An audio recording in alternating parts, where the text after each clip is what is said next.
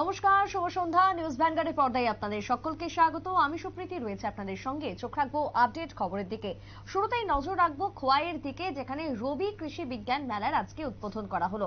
আর এই রবি কৃষি বিজ্ঞান মেলাতে আজকে উপস্থিত ছিলেন রাজ্যের কৃষি মন্ত্রী রতনলাল নাথ।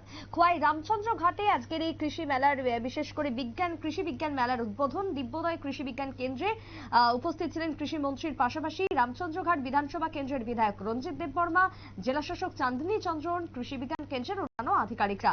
মন্ত্রীর কি বক্তব্য উঠে এসেছে শুনুন।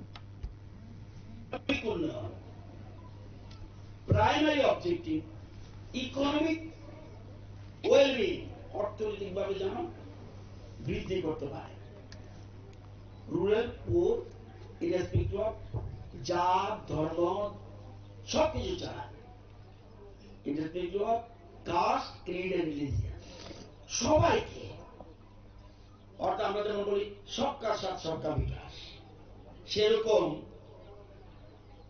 এটার উদ্দেশ্য গরিব মানুষকে, কৃষি যারা গ্রামে বসবাস করে তাদেরকে স্বাবলম্বী করা অর্থনৈতিকভাবে, এবং তাদের মূল কাজটা কি,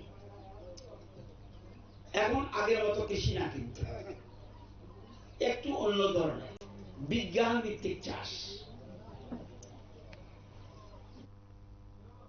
আপনারা শুনলেন কৃষিমন্ত্রীর বক্তব্য। কিভাবে বিজ্ঞান ভিত্তিক ভাবে চাষাবাদ করা যায় এবং এই বিজ্ঞান ভিত্তিক চাষের মধ্য দিয়ে কিভাবে স্বাবলম্বী হবেন কৃষকরা এবং চাষের যে গুণগত মান সেটা কিভাবে বজায় থাকবে, প্রত্যেকটা বিষয়ের উপর আজকে আলোকপাত করা হলো কৃষি বিজ্ঞান কেন্দ্রের উদ্যোগে। এই দিব্যোদয় কেন্দ্রের ব্যবস্থাপনায় বিশেষ অনুষ্ঠান এবং ব্যাপক সাড়া ছিল কৃষকদের মধ্যেও। ছোট্ট একটা বিরতির পর ফিরে আসবো, সঙ্গে থাকুন।